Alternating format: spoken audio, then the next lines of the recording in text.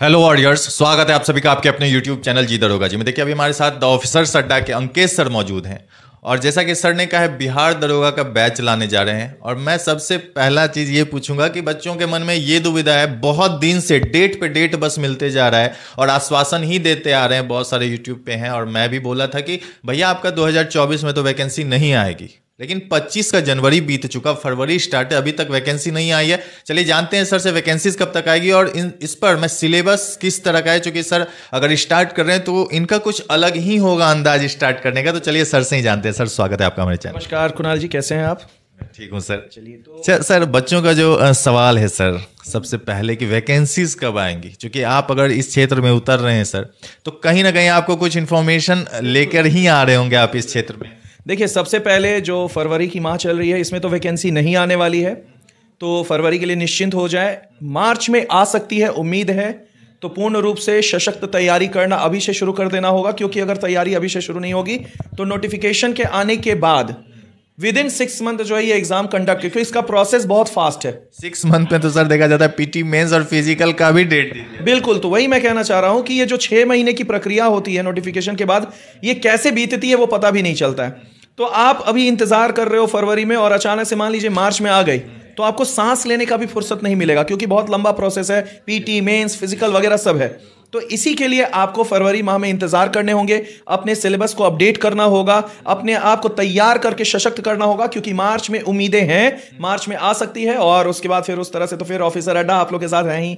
अच्छा sir, syllabus क्या रहता है सर दरोगा का? चूंकि देखा जाता है इसमें हर बार वेरिएशन किया गया है, कभी कभी कुछ चीज़ों को इसमें ऐड कर दिया जाता है और वेराइटीज हमेशा चेंज देखने को मिलती है। सर तो सिलेबस क्या है दरोगा का, बच्चों को एक बार बता दें। देखिए बच्चों, इस बार एकदम निश्चिंत रहना है, ठीक है ना। द ऑफिसर्स अड्डा पूरा अपडेटेड सिलेबस लेकर के आ रहा है, और जैसा कि आपने 1275 में भी देखा था कि क्वेश्चन ऊपर नीचे हुए थे, और जो अनुमानित शिक्षक पढ़ाते हैं उसमें भी वेरिएशन देखने को मिला था। लेकिन इस बार भी वेरिएशन देखने को मिलेगा, लेकिन ज्यादा देखने को नहीं मिलेगा। जो हमारा मेजर सेगमेंट होगा, जहां से आपका रिजल्ट जो है आ सकता है, वो है आपका साइंस सेक्शन, वो है आपका हिस्ट्री सेक्शन, वो है आपका करंट अफेयर सेक्शन। तो क्योंकि 20 से 22 क्वेश्चन साइंस में पूछे जाते हैं, और वो देखा गया है कि वो पिछले कई वर्षों से बदला नहीं गया है, तो वो साइंस का बहुत ही इंपॉर्टेंट भूमिका होता है। अगर मैं बात करूं कि पॉलिटी का, हिस्ट्री का, तो हिस्ट्री में ज्यादा मिडाइवल, मॉडर्न और एंशिएंट मिला करके काफी क्वेश्चन पूछे जाते हैं, 15 प्लस पूछे जाते हैं। उसके बाद अगर बात करें करंट अफेयर्स, हाँ, करंट अफेयर्स की भूमिका जो है थोड़ा सा कम हुआ है 1275 में। पहले ज्यादा पूछे जाते थे, 20-25 पूछे जाते थे, अभी 14-15 हो गए, लेकिन फिर भी करंट अफेयर्स 15 मायने रखते हैं। तो ये 3 सेगमेंट को जिस छात्रों ने पकड़ के रखा, उसका जो है इस बार रिजल्ट हो रहा है। रहा बात मेरा ज्योग्राफी का, पॉलिटी का, तो ये सेगमेंट्स हमेशा एक इक्विवेलेंट सेगमेंट होते हैं। पॉलिटी से 10 से 12 क्वेश्चंस आते हैं। ज्योग्राफी की अगर बात करूं तो 10 से 12 क्वेश्चन ज्योग्राफी के, और 5 से 7 क्वेश्चन आपके ईवीएस के आते हैं। और जो कि आप जानते हैं, आपके बिहार केजीएफ अंकेश सिंह जो गर्व से कहते हैं 36 आएंगे, 36 जाएंगे, भूगोल में मार्क्स अंकेश सिंह दिलाएंगे। तो ये जो 17 मार्क्स है, अगर आप गलती ना करें, अगर छात्र गलती ना करे, तो ये 17 मार्क्स यहीं से आएगा, क्योंकि भैया कोई नहीं है टक्कर में, क्यों पड़े हो चक्कर में। तो रिजल्ट इस बार 100% आ रहा है। और एक छोटा सा बदलाव भी किया गया है, हिंदी जो न्यू हिंदी करके लाया गया है, तो उसके लिए भी हमारे पास जो है टीचर द बेस्ट टीचर है, और वो ऐसे टीचर हैं, महिला टीचर हैं, जो खुद नेट क्वालिफाइड हैं, स्टेट क्वालिफाइड हैं, फिर आपके टीजीटी पीजीटी क्वालिफाइड हैं। तो आप समझ सकते हैं कि वो अभी वर्तमान में क्वालिफाइड हैं। तो उनका जो लेवल है पढ़ाने का, एक सुपर्ब एक्सपीरियंस के साथ है। केसरी सर साइंस के लिए जाने जाते हैं, जिस तरह से लगातार हजारों छात्रों को सफल करवाए हैं वो टीआरई में। इस बार दरोगा जो है हम लोग बहुत ही शानदार प्रदर्शन करने वाले हैं। और कहते हैं ना कि जब मार्केट में कोई नया एंट्री करता है तो एक मन में दुविधा होती है कि इनसे पढ़े ना पढ़े, कि उन्हीं से पढ़े जो पहले से पढ़ा रहे हैं। तो देखो, हमेशा बस हम यही कहेंगे कि हम सुभाष चंद्र बोस जैसे महान व्यक्तित्व के तो व्यक्ति हैं नहीं जो ये बोलेंगे कि तुम मुझे खून दो, मैं तुम्हें आजादी दूंगा। मैं बस इतना ही कहूंगा तमाम छात्रों को कि तुम बस एक बार भरोसा दो, बस तुम एक बार भरोसा दो, हम तुमको सफलता देंगे, ये वादा है। क्योंकि भरोसा एक बार किया जाता है कि नहीं। और इस बार जो है पूरे सशक्त होकर के अपडेटेड सिलेबस के साथ, एक्सपीरियंस टीचर के साथ, और हर तमाम उन क्षेत्रों से जहां छात्रों का कहीं ना कहीं किसी चीज में पीटी मेंस छूट जाता है, इस बार छूटने वाला नहीं है, क्योंकि पूर्ण तैयारी के साथ हम लोग आ रहे हैं। अच्छा सर, स्टैटिक्स पोर्शन से लगभग 10 क्वेश्चन आते हैं एग्जाम में, 8 से 10 क्वेश्चन पूछ लिया जाता है, और सर ये सबसे ज़्यादा याद करने वाली चीज़ें हैं सर, और बच्चे भूल जाते हैं सर, ये कैसे दूर हो बच्चों का? देखिए, ये जब हम लोग टीआरई में भी पढ़ाते हैं तो ऐसे ही लोग कहते हैं कि सर ये याद कैसे होता है। देखिए, जिज्ञासा होनी चाहिए, पढ़ाने का शैली होना चाहिए। कभी कभी सब्जेक्ट के साथ आपका लव मैरिज नहीं होता, अरेंज मैरिज होता है। यानी कि आपको कोई सब्जेक्ट पसंद नहीं है, फिर भी आपको पढ़ने हैं जस्ट बिकॉज कि आपको रिजल्ट क्लियर करना है। तो ये शिक्षक की बहुत बड़ी भूमिका हो जाती है कि वो किस लेवल पे जाकर के आपको समझा रहे हैं। अगर वो आपके अंदर थोड़ा सा भी जिज्ञासा पैदा कर दिए तो फिर याद करने की आवश्यकता नहीं होती है, वो आपको ऐसे ही याद हो जाएगा। तो ये शिक्षकों की बहुत बड़ी भूमिका यहां हो जाती है। और जैसा कि आप जानते हैं, कई वर्षों से बिहार, जो हम लोग बिहार में हैं, तो बिहार के क्षेत्रीय भाषाओं पे कंट्रोल है, बिहार के क्षेत्रीय दिलों पर कंट्रोल है, और हम लोग पढ़ाते नहीं, हम लोग रगों में उतर जाते हैं। तो याद करने का तो मुद्दे नहीं है भैया, जब पढ़ाएंगे तो वो एक एक फैक्ट रग में दौड़ेगा, खून बन करके दौड़ेगा, तो उसके लिए टेंशन नहीं लेना है। इस बार रिजल्ट 100% होगा, मतलब होगा। अच्छा सर, इकोनॉमिक्स पहले देखा जाता था 4 से 5 क्वेश्चन पूछे जाते थे, लेकिन इस बार जो 1275 का एग्जाम हुआ सर, उसमें किसी 2 शिफ्ट में हुआ सर, किसी में 8 क्वेश्चन तो किसी में 10 क्वेश्चन पूछ दिए गए सर। और इकोनॉमिक्स पे बच्चे ध्यान नहीं देते हैं, क्योंकि सर बच्चे इकोनॉमिक्स के प्रति उतना इंटरेस्टेड नहीं रहते, चीज़ें थोड़ा अलग वर्ड होती हैं उसमें, तो वो चीज़ें कैसे क्लियर होंगी बच्चों? देखिए, इकोनॉमिक्स जितने भी लोगों का, एक सही आपने बोला कि एक बोरिंग भी उसे कैटेगराइज किया जाता है कि बोरिंग सब्जेक्ट है, लेकिन मुझे लगता है कि इकोनॉमिक्स की जो बढ़ती भूमिका है, इसको देखते हुए यहाँ आपको एक ही चीज समझना होगा कि ऐसे धुरंधर की आवश्यकता है जो इकोनॉमिक्स पढ़ाए नहीं समझाए।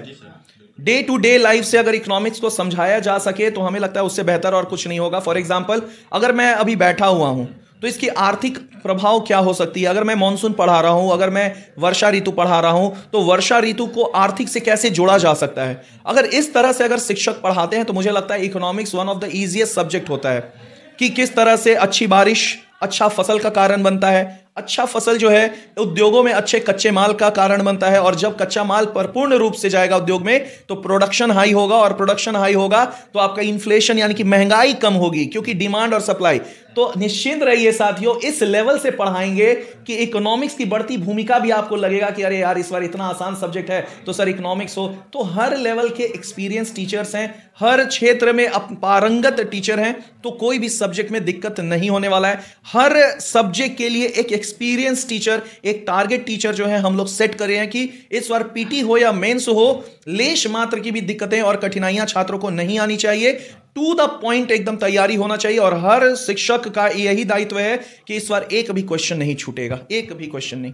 सर, हिस्ट्री से हमेशा देखा गया 12 से 14 क्वेश्चन पूछे जाते हैं, और उसमें मॉडर्न का सेगमेंट ज़्यादा होता है सर। तो हिस्ट्री में बहुत बच्चे इंटरेस्टेड भी रहते हैं और नॉन इंटरेस्टेड भी रहते हैं सर, हिस्ट्री का समस्या कैसे दूर हो उनका? देखिए, हिस्ट्री का जब मैं बात करता हूं, मैं जब बिहार में नहीं भी था, दिल्ली में था, तभी मैं हिस्ट्री खुद भी पढ़ाता था, और आज हमारे पारंगत टीचर अनिशेख सर पढ़ाते हैं। तो हिस्ट्री जो है ना, अगर आप कहानी के रूप में नहीं पढ़ा रहे हैं तो मुझे लगता है फिर वो व्यर्थ है।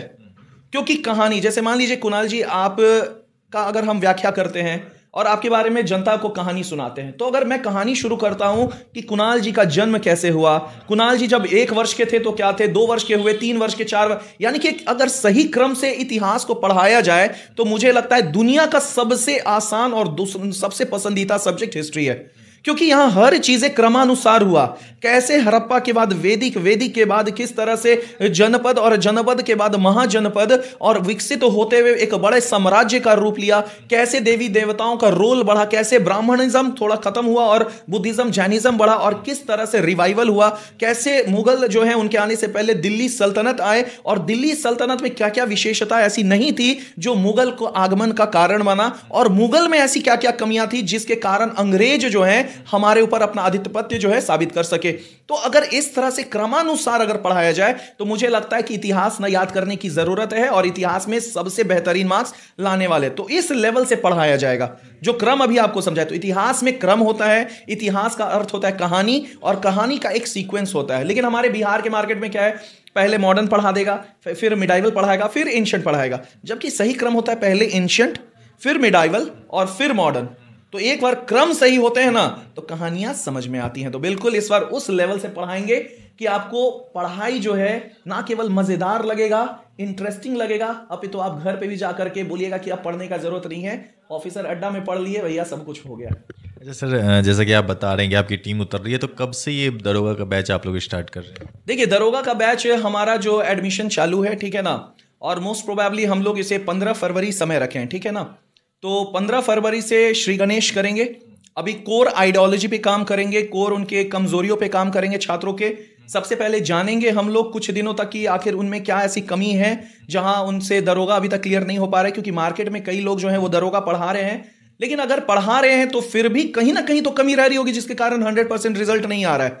तो सबसे पहले उन कमियों पे हम लोग को काम करना है, सिलेबस को बच्चों को समझाना है। और अभी तक 1 मैन 2 मैन शो हो रहा है, तो जिसके कारण आप एक सब्जेक्ट में अच्छे हो सकते हैं, 2 में हो सकते हैं, सभी सब्जेक्ट में अच्छे नहीं हो सकते। तो ये एक चीजों को समझाना है कि अगर आपको एक्सपर्ट फैकल्टी अगर पर्टिकुलर हर एक विषय का मिले, और वो भी ऐसे फैकल्टी जो लगातार सफलता देने के लिए जाने जाते हैं, तब हमें लगता है कि रिजल्ट को बढ़ाया जा सकता है और इससे काफी बहुत ही ज्यादा महत्वपूर्ण जो है छात्रों को फायदा होने वाला है। तो बिल्कुल इस पे हम लोग काम करने वाले हैं शुरू में। 15 फरवरी से आप बैच चलाने जा रहे फरवरी से तो है श्री गणेश करने का समय है, बिल्कुल।